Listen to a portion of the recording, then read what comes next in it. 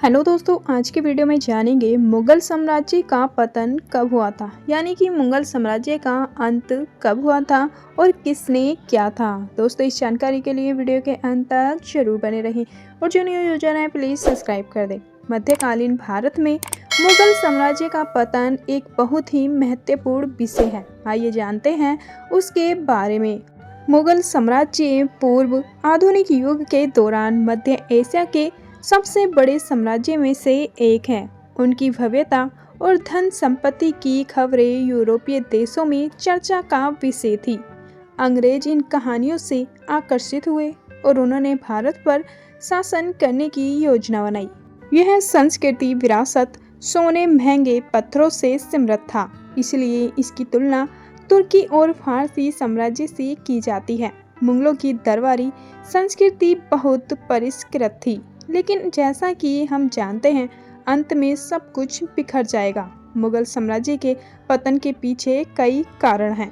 मुगल साम्राज्य, जैसे मोगल साम्राज्य के नाम से भी जाना जाता है, 16वीं और 17वीं शताब्दी के दौरान भारत, पाकिस्तान और बांग्लादेश की भूमि पर शासन किया।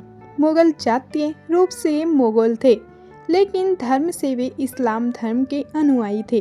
पहला मुगल साम्राज्य बाबर था। वह दिल्ली में अफगान शासक के नाम पर 1526 में एक स्थिर साम्राज्य स्थापित करने वाला व्यक्ति था। ऐसा कहा जाता है कि बाबर चंगेज खां और तैमूर लिंग नामक दोनों खतरनाक नेताओं में से जुड़ा हुआ था। बाबर के बाद हुमायूं उसका बेटा साम्राज्य बना था। हुमायूं का बेटा अकबर भारतीय इतिहास के सबसे मशहूर बादशाहों में से एक था। उसके काल में मुगल साम्राज्य का बहुत विस्तार हुआ। दक्षिण भारत के कुछ राज्यों को छोड़कर पूरा भारतीय उपमहाद्वीप उसके शासन में था। वह न केवल एक महान योद्धा था, बल्कि एक महान शासक भी था। उसके अधीन दूसरे धर्म के लोग सुरक्षित महसूस करते थे। वह आम लोगों के साथ अविश्वसनीय रूप से अच्छा व्यवहार करता था। उसके समय में भारत अपनी अपार संपदा के कारण सोने की चिड़िया के रूप में जाना जाता था। उसने धर्म की संप्रदाय, शिक्षा प्रणाली, स्वास्थ्य प्रणाली आदि में सुधार किया।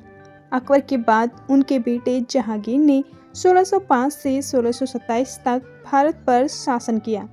उनके बेटे शाहजहां ने 1627 से शासन किया और फिर से ताजमहल बनवाया। उन्होंने मुगल संरचनात्मक विरासत को दूसरे तीसरे से समृद्ध किया। शाहजहां के बाद उनके बेटे औरंगजेब ने साम्राज्य संभाला, लेकिन 1707 में औरंगजेब की मृत्यु के साथ ही पूरा साम्राज्य बिखर गया। मराठा और अफगानों ने बार बार उनके साम्राज्य को नष्ट किया। मुगल साम्राज्य के पतन के पीछे कई कारण हैं। अगर आप इतिहास पर नज़र डालेंगे तो मुगल साम्राज्य के पतन के पीछे कई कारण बताए जाते हैं। जहांगीर के बाद के शासक कमज़ोर और फिजूल खर्ची करने वाले माने जाते हैं। आइए जानते हैं, इतिहास के कुछ पन्नों पर नज़र डालते हैं। कमज़ोर इरादों वाले शासक। मुगल शासक अपने जीवन के अंतिम वर्षों में कमज़ोर इरादों वाले और आलसी शासक बन गए। औरंगजेब के बाद शासक अक्षम हो गए। उनका अधिकांश समय शराब और औरतों में बर्बाद हो जाता था। वे अपना दरबार चलाने में इतने आलसी हो गए थे।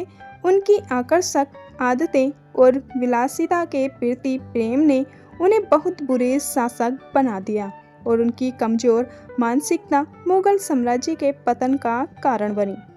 विदेशी ताकतों द्वारा बार बार हमले। मुगल साम्राज्य पर कई अफगान शासकों ने हमला किया। उनमें से नादिर शाह ने 1739 में दिल्ली को खतरनाक तरीके से लूटा।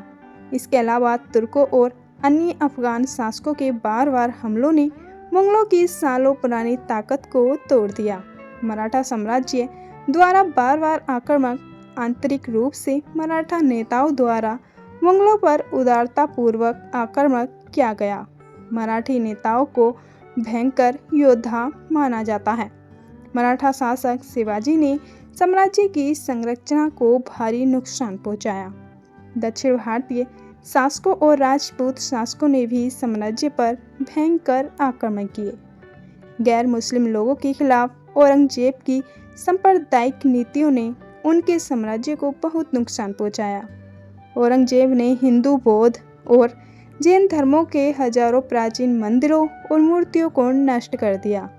उसने कुख्यात सोमनाथ मंदिर, विश्वनाथ मंदिर, मथुरा हम्पी मंदिर, एलोरा मंदिर आदि को नष्ट कर दिया। हिंदू उसके उदार रवैये से नाराज हो गए और उसके खिलाफ पढ़ना शुरू कर दिया। राजकोष पर दबाव मुगलों को भारत के कई विरासत स्थलों के वास्तुकार के रूप में जाना जाता था, लेकिन कई स्थलों के निर्माण में बहुत खर्चा हुआ। शाहजहां के शौक ने साम्राज्य के वित्त को खत्म कर दिया। विलासिता की वस्तु, गहने, हरम आदि भी मुगल साम्राज्य के पतन का कारण थे। उनके अनावश्यक विशेष की उनकी सैन्य शक्ति को बर्बाद कर दिया। व्यापार, कृषि और निर्यात आयात बिखर गए।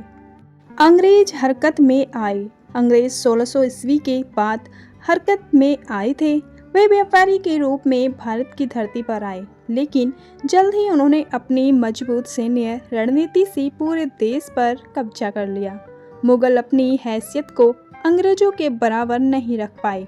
ईस्ट इंडिया कंपनी ने फारूक सियार के साथ बिना ब्याज किए व्यापार करने का समझौता किया। 1857 का महान विद्रोह। 1957 का विद्रोह साम्राज्य के लिए आखिरी झटका था। विद्रोह के बाद अंग्रेजों ने आधिकारिक तौर पर शासन समाप्त कर दिया और सत्ता ब्रिटिश क्राउन को सौंप दी। अंतिम सम्राट बहादुर शाह जफर म्यांमार के रंगून भाग गए। मुगलों ने भारत की संस्कृति को कई तरह से समृद्ध किया। दिल्ली और आगरा में प्रसिद्ध स्थापत्य कला निवास करते थे, लेकिन उन्होंने कई तरह से भारतीय संस्कृति को नुकसान भी पहुंचाया। उनके उदार स्वभाव ने कई प्राचीन राजघरानों को नष्ट कर दिया। उनके एक आदेश से हजारों प्राचीन इमारतें नष्ट हो गईं। करदाताओं द्वारा दिया गया धन विलासिता पर बर्बाद हो गया। भारत की वास्तविक संस्कृति भी प्रभावित हुई। मुगल साम्राज्य के पतन के साथ ही इतिहास में एक नया युग शुरू हुआ। दोस्तों, आपने जान लिया होगा मुगल साम्राज्य का अंत कैसे हुआ था और क्यों हुआ था। दोस्तों, ऐसी ही ऐतिहासिक वीडियो देखने के लिए हमारे चैनल को सब्सक्राइब करना ना भूलें। चलो मिलते हैं नेक्स्ट वीडियो में। जब तक के लिए अपना ख्याल रखना। धन्यवाद।